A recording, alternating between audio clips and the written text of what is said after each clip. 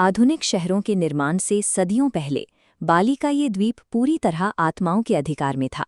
यहाँ के घने जंगलों की सरसराहट में उन शक्तियों के नाम छिपे थे जिन्हें इंसान अब भुला चुका है। लाल चंद्रमा की रोशनी में भीगे इन प्राचीन पत्थरों के बीच इंसान और आत्माएं एक दूसरे की मौजूदगी महसूस करते थे। ये समाज एक सूक्ष्म संतुलन पर टिका था। इन सीढ़ीदार खेतों में लोग प्रकृति के साथ मिलकर काम करते और मंदिरों में अनुष्ठान के जरिए आध्यात्मिक तालमेल बनाए रखते। जीवन की ये शांति उनके अस्तित्व की बुनियाद थी। फिर अचानक प्रकृति का ये चक्र टूटने लगा। मवेशी बिना किसी चोट के खेतों में मृत पाए जाने लगे और गांव के बच्चों को ऐसी बीमारियों ने घेर लिया जिनका पुजारियों के पास कोई उपचार नहीं था। एक अदृश्य भय ने लोगों के घरों में दस्तक देनी शुरू कर दी थी। जब किसी समाज में बिना किसी ठोस कारण के व्याकुलता फैलती है तो वो सामूहिक डर एक मानसिक शून्य पैदा करता है।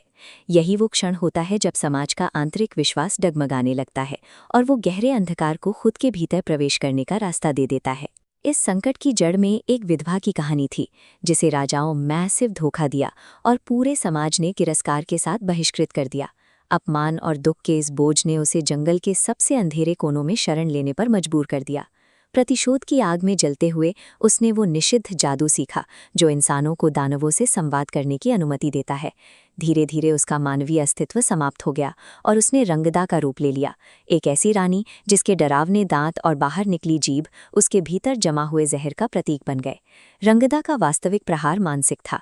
गांव में अफवाहें फैलने लगीं और लोग अपने ही पड़ोसियों पर काला जादू करने का संदेह करने लगे। परिवारों के बीच की एकता नफरत में बदल गई, जिससे समाज भीतर से खोखला होने लगा।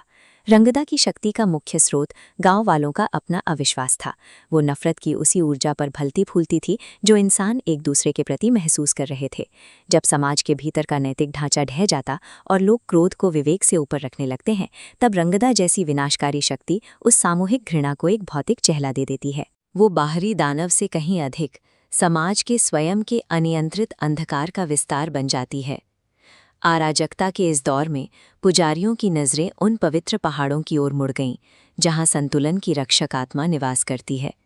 इन प्राचीन मंदिरों की काई लगी दीवारों के भीतर एक ऐसी शक्ति सो रही थी जो फिर से सामंजस्य स्थापित करने की क्षमता रखती थी। इस बुजुर्ग पुजारी के पास वे प्राचीन ग्रंथ थे जिनमें बारोंग के जागने की शर्त लिखी थी।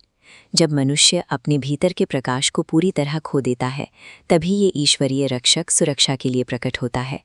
बारोंग का स्वरूप शेर और ड्रैगन की दिव्य विशेषताओं से बना है, जिसकी बड़ी आंखें सतर्कता और सुरक्षा का बोध कराती हैं। उसके शरीर पर सजे सुनहरे आभूषण उस प्रकाश को दर्शाते हैं जो मृत होते जंगलों में भी नई ऊर्जा भर देता है। बारोंग का अस्तित्व विनाश के लिए नहीं, बल्कि प्रकृति में संतुलन बहाल करने के लिए है। उसका कार्य रंगदा को मिटाना नहीं, बल्कि उसे उसकी सीमा में वापस धकेलना है ताकि सृष्टि का चक्र बना रहे। गांव वालों ने बारोंग की शक्ति को आवाहन करने के लिए नृत्य का सहारा लिया। यहाँ नृत्य की हर मुद्रा और गमन वाद्य यंत्रों की लय के साथ मिलकर एक आध्यात्मिक कवच तैयार करती है जो सीधे तौर पर अंधकार के खिलाफ एक मोर्चा खोल देती है। अनुष्ठान के दौरान अचानक तापमान गिर गया और मशालों की लौ कांपने लगी। काले धुएं के बीच से रंगदा का प्रवेश हुआ, जिसकी केवल उपस्थिति ही इंसानों के मन में आत्मविनाश के विचार पैदा करने के लिए पर्याप्त थी। रंगदा ने अपना सबसे घातक जादू चलाया, सम्मोहन। उसने बारोंग की रक्षा करने वाले योद्धाओं के दिमाग को भ्रष्ट कर दिया, जिससे वे अपनी सुध-बुध हो बैठे और अपने ही हथियारों को अपनी छाती की ओर मोड़ने लगे। योद्धाओं के हाथों में क्रिस खंजर थे, जिनकी लहरदार धार आध्यात्मिक ऊर्जा की संवाहक है। रंगदा के प्रभाव में योद्धाओं ने इन्हीं ब्लेडों से खुद पर वार किया, लेकिन अद्भुत घटना घटी, खंजर त्वचा को छूते ही रुक गए। बारोंग की दिव्य ऊर्जा ने योद्धाओं की आत्मा के चारों ओर आध्यात्मिक कवच बना दिया, जिसने भौतिक हथियारों के प्रभाव को शून्य कर दिया। ये इस बात का प्रमाण था कि भले ही अंधकार मन को भ्रमित कर दे, लेकिन यदि आत्मा का आध्यात्मिक आधार बारोंग की तरह अडिग है तो व्यक्ति स्वयं को आंतरिक विनाश से सुरक्षित रख सकता है। मंदिर का प्रांगण दो विपरीत शक्तियों के महासंग्राम का केंद्र बन गया। रंगदा का काला धुआं बारोंग की सुनहरी ऊर्जा से टकराया, जिससे पूरे द्वीप पर एक आध्यात्मिक हलचल पैदा हो गई।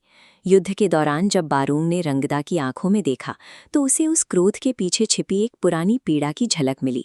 उसे वे दृश्य दिखे जहां वो महिला अकेली, अपमानित और समाज द्वारा त्यागी गई थी। बारूंग एक पल के लिए ठहर गया, क्योंकि संतुलन की रक्षा करने वाली शक्ति ये समझती है कि कोई भी दानव अचानक पैदा नहीं होता। उसकी हिंसा के पीछे अनसुलझे दुखों का एक लंबा इतिहास होता है, जिसे केवल युद्ध से नहीं बदला जा सकता। ये एहसास कहानी को एक नया मोड़ देता है। सबसे भयानक राक्षस अक्सर दुनिया के सबसे गहरे दुखों से जन्म लेते हैं, और उन्हें पूरी तरह शांत करने के लिए शक्ति के साथ साथ उस जड़ को समझना भी आवश्यक है जहां से घृणा शुरू हुई थी।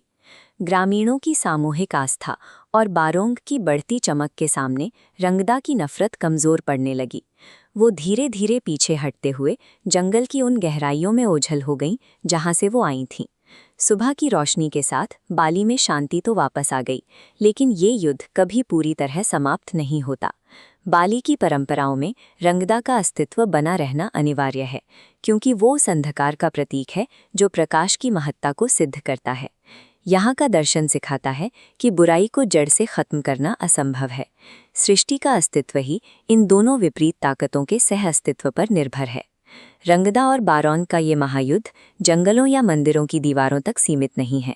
ये असल में हर इंसान के भीतर चलने वाला एक निरंतर संघर्ष है, जहाँ एक तरफ हमारा डर और क्रोध है और दूसरी तरफ हमारी चेतना और उम्मीद।